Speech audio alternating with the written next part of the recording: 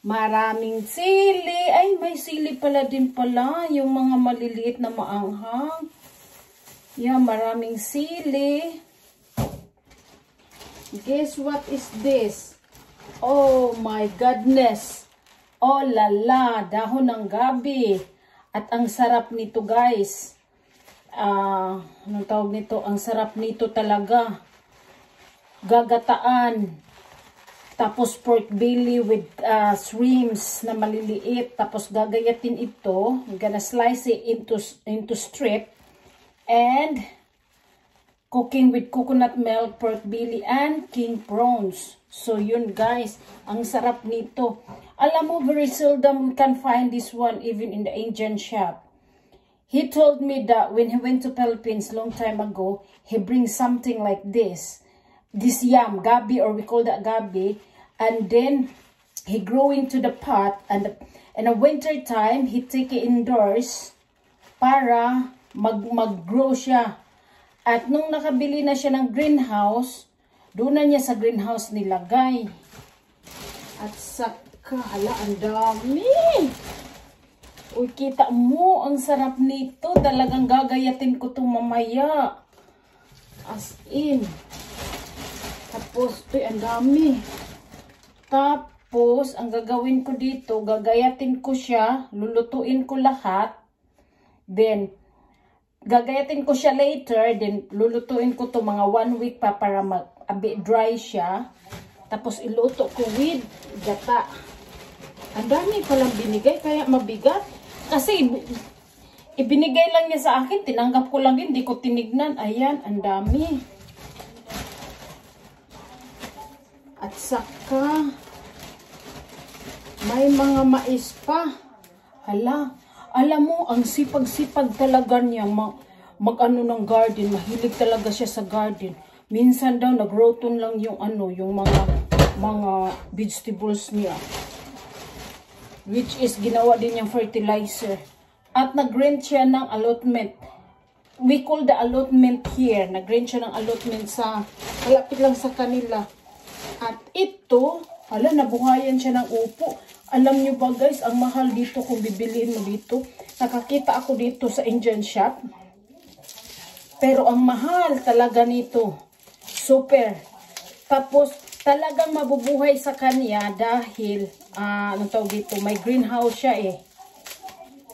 Ang hirap dito mag-grow kasi, anong tawag, yung weather namin pa iba-iba.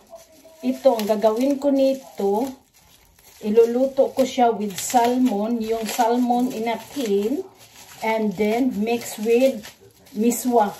Baka makabili ako ng miswa sa Indian shop or Asian shop.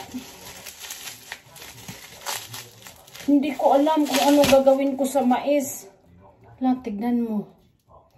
Hindi ko alam kung anong gagawin ko sa mais talaga. Ang gagawin ko nito, ilalaga ko na lang ito. Sabi niya, may mais doon, Loy, kaso lang, sabi niya, kaso lang, hindi matamis dahil sa weather natin. So, you know guys, we're so lucky to have a friend, you know, that namimigay ng vegetables, particularly those, you know, Asian vegetables. Kasi dito, ang hirap nitong palaguin dito sa atin. So, yan. At saka, binigyan ko siya ng 5 pounds. Sabi niya, ano ka, ba't ka magbabayad? Sabi ko, no, it's ain't to pay for this. It's just, you know, you have to buy a soil for that. Kasi, dito kasi, kailangan mo din i-ano yung pot, lagyan ng soil at saka mahal. So, yan. Oh, ang sarap nito. Ito, gagayatin ko to mamaya pagkatapos kong kumain. So, yan, at saka, i-ano ko dito yung binigay ng kaibigan ko na upo, patulay yata yun sa Tagalog. Iwan ko ano sa Bisaya. Lulutuin ko at ito ang gagawin kong sahog. 2 klaseng salmon. Yung red salmon at saka yung Pacific salmon na nasa lata. At iluluto ko na sila mamaya kasi gutom na ako. Ito na pa guys. Kay gigots na ko. Ikan ko sa trabaho. Parang itong suspan ko parang maitapo na to kasi may mark na siya. Hunahon nato ang kamatis. Pagsama-samahin na lang sila lahat. Dali lang naman itong lutuin. Ayan.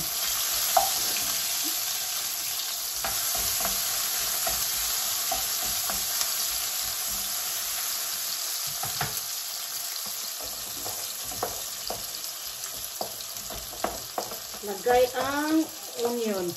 Yung ginagamit kong onion is shallot onion siya. Kung ano lang meron kayo guys, yun lang lulutuin ninyo.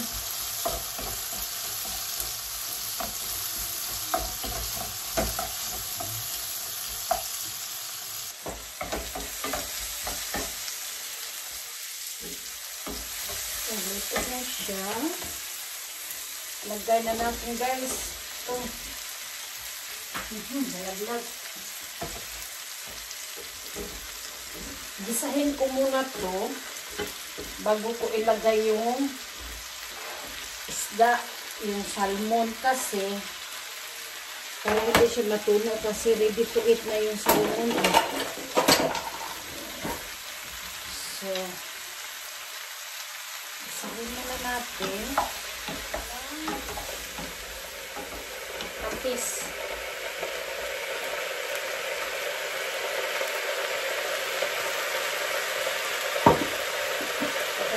A little bit dark soy sauce.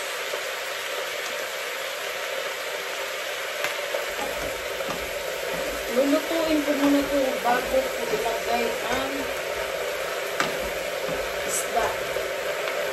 Masarap ito pag king-prawn sana. Kaya lang, malaking portion yung king-prawn at saka ayaw kong gamitin yun kasi sobrang dami. Lagay ko itong water niya dito.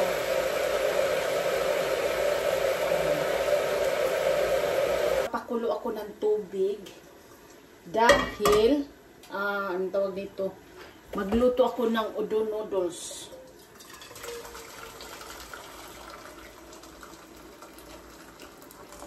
Tignan natin. Itong noodles na to, first time ko itong magamit ng ganito. Korean noodles pala.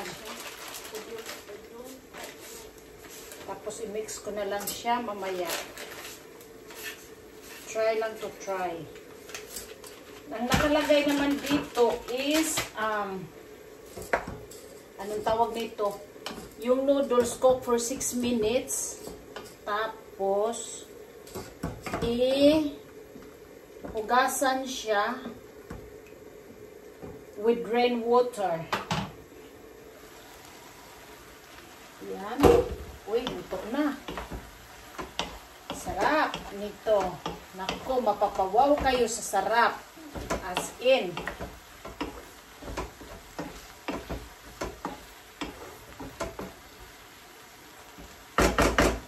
Let me try the test.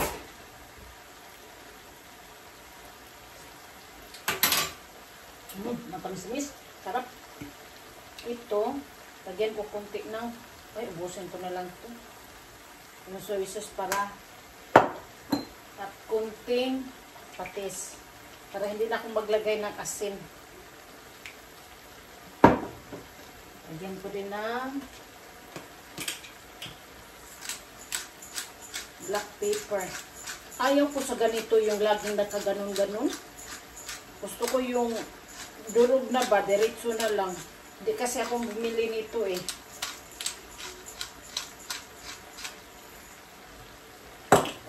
Tapos ilagay na lang ito sili.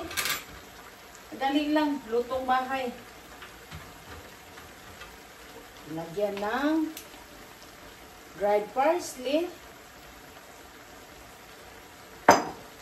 Wala, libre na. Libre na ang kainan natin.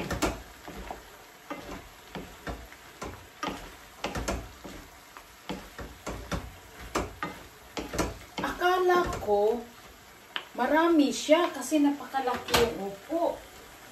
Lagay itong salmon. Napakalaking upo. Hindi pala. Pag maluto na siya, kunti na lang. Ay, ang sarap nito. Dalawang klaseng salmon tong nilagay ko eh. Yung isa, Pacific salmon. Yung isa, red salmon. Ah, lala.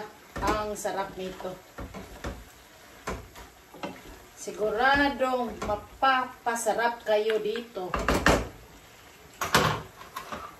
Hindi ko siya nilagyan ng tubig guys. Yung ano lang, yung sauce ng salmon at saka soy sauce. Yan ang pudo noodles. Tapos hugas ko to ng rainwater siya. Hugasan daw.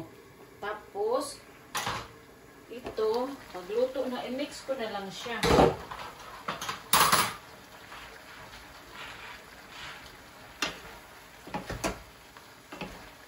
Uy, ang sarap. Ito, opo.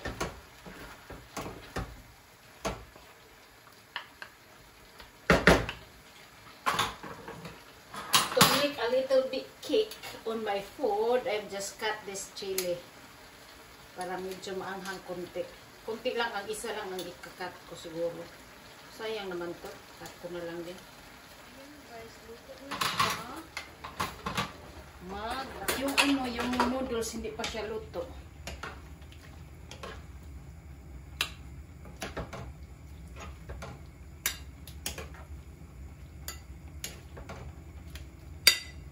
Tapos, yung noodles, luto na to.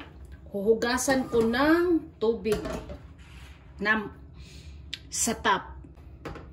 Tapos, itong noodles, hinugasan ko na, i-mix ko na lang dito. Try natin. I-mix yung... Kasi ang nakalagay sa noodles, ano daw, i-boiled lang siya, hindi siya isali sa pagisa. So, yan. And let's try. I'll try. How's the taste like?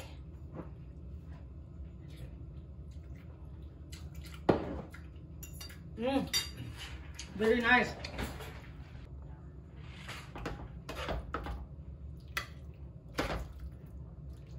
So, ito na yung dinner ko. Yung noodles, dito lang sa giliran. Uy, marami pala.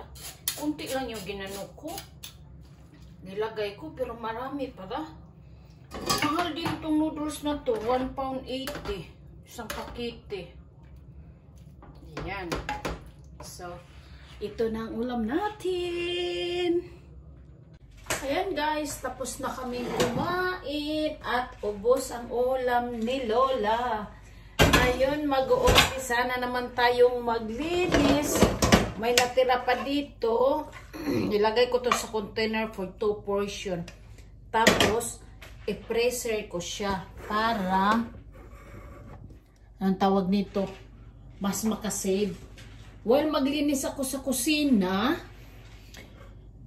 magpalit ako ng damit kasi isama ko to siyang labhan sa mga laban na tayo ilagay while maghugas tayo sa plato. Maglaba tayo guys. Ito.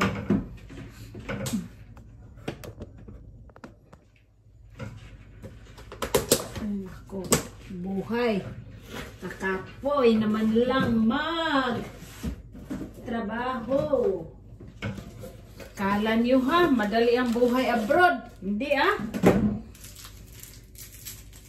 walang madali. Puro trabaho. Pag naglaba ako guys, nilalagyan ko siya dito ng ganito, yung anong tawag nito, yung kalgon para siya, para soften sa water. Dahil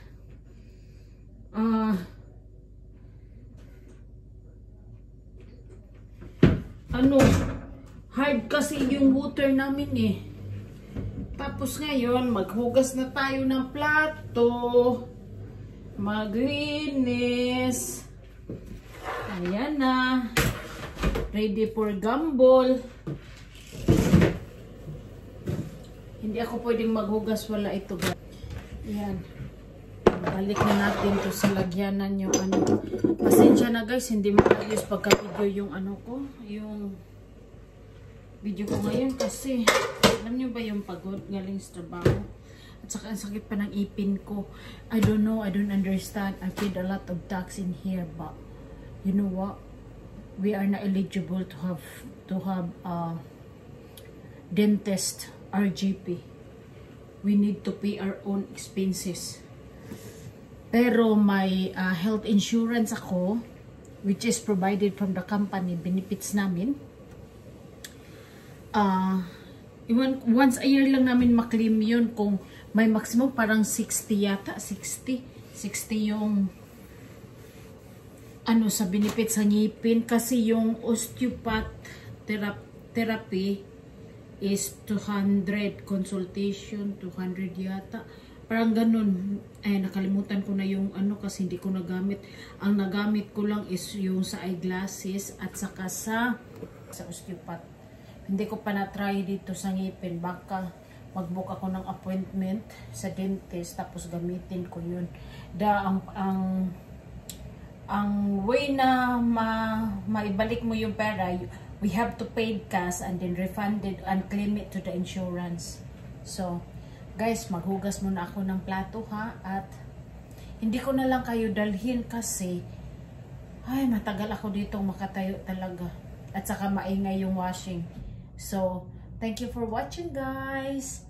Sana wag niyong kalimutan na hindi escape yung ads natin. And see you for my next vlog. Kung hindi niyo pa ako na-subscribe, please don't forget to subscribe. And like, share, and bye!